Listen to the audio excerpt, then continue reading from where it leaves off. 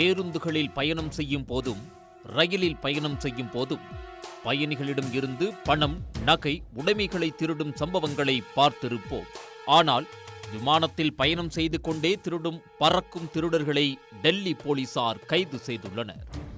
பேருந்து மற்றும் ரயில்களில் திருடிய பிறகு வழியில் இறங்கி கூட தப்பித்து விடலாம். ஆனால் விமானத்தில் பறந்து கொண்டே மாட்டிக்கொள்ளாமல் திருடுவதை அறிந்து போலீசாரை அதிர்ச்சியடைந்துள்ளனர்.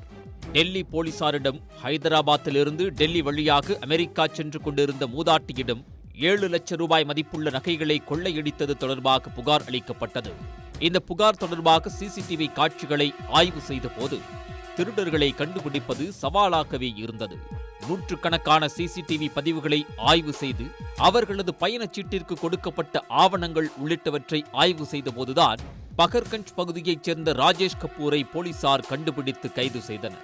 இவரிடம் நடத்திய விசாரணையில் திருடிய பொருட்களை வாங்கி விற்பனை செய்த சரத் ஜெயின் என்ற நபரையும் போலீசார் கைது செய்துள்ளனர். விமான பயணத்தின் போது மாட்டிக்கொள்ளாமல் திருடியது எப்படி என ராஜேஷ் கபூரிடம் விசாரணை செய்த போதுதான் பல திடுக்கிடும் தகவல்கள் வெளியானது.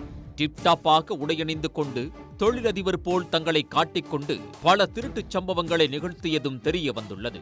விமானம் பறக்க ஆரம்பித்தவுடன் முதியவர்கள் இருக்கைகளை குறிவைத்து சென்று அவர்கள் லக்கேஜ்களை வைப்பதற்கு உதவுவது போல் திருடுவதாக வாக்குமூலம் அளித்துள்ளார். ஒருவேளை திருடு போனது தெரிந்தால் கூட முதியவர்கள் கண்டுபிடிப்பதற்கு காலதாமதமாகும் என்றும் அந்த நேரத்தில் தப்பித்து விடுவதாகவும் தெரிவித்து உள்ளார்.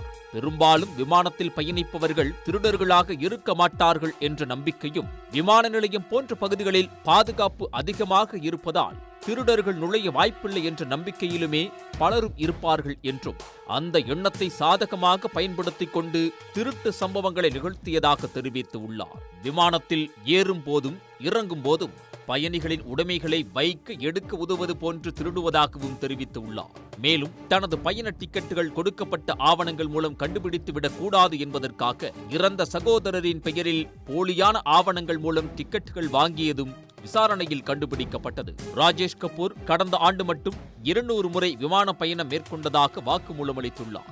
110 நாட்கள் விமானத்திலேயே பல ஊர்களுக்கு பறந்து பல்வேறு திருட்டுச் சம்பவங்களை நிகழ்த்தியதாகவும் தெரிவித்துள்ளார். மேலும் வெளிநாட்டிலிருந்து வரும் கனெக்டிங் பிளைட்களை குறிவைத்து கொள்ளையை அரங்கேற்றியதாக தெரிவித்துள்ளார். வெளிநாட்டிலிருந்து வருபவர்களிடம் விலை உயர்ந்த பொருட்கள் இருக்கும் என்றும் வெளிநாட்டிலிருந்து ஒரு குறிப்பிட்ட விமான நிலையத்தில் பயணிகளை இறக்கி விட்டுவிட்டு மீதி பயணிகளுடன் அடுத்த உள்ளூர் பயணம் மேற்கொள்ளும் விமானங்களில் டிக்கெட்டுகள் எடுத்து திருடுவதாக தெரிவித்துள்ளார்.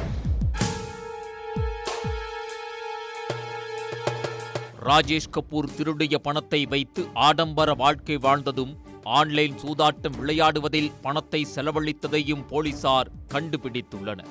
மேலும் திருடிய பணத்தில் டெல்லியில் ஒரு ஹோட்டல் வாங்கியதாகவும் கூறப்படுகிறது. ஒரு குறிப்பிட்ட தொகையை விமான பயணத்திற்காக ஒதுக்கி வைத்து அடுத்தடுத்து திருட்டு சம்பவங்களை நிகழ்த்துவதாக போலீசார் தெரிவித்து உள்ளனர். கடந்த 2007ஆம் ஆண்டிலிருந்து திருடும் ராஜேஷ் கபூர் மீது 11 வழக்குகள் நிலுவையில் உள்ளது குறிப்பிடத்தக்கது. மிகவும் பாதுகாப்பாக இருக்கும் என கருதப்படும் விமான பயணத்திலேயே திருடன் ஒருவர் திருடிய சம்பவம் விமான பயணிகள் மத்தியில் பெரும் அதிர்ச்சியை ஏற்படுத்தியுள்ளது.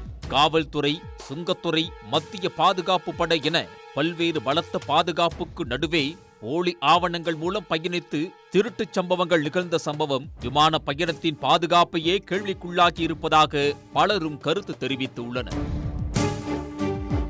உடனுக்குடன் செய்திகளை தெரிந்து கொள்ள சன் நியூஸ் பெல் ஐகானை கிளிக் பண்ணுங்க.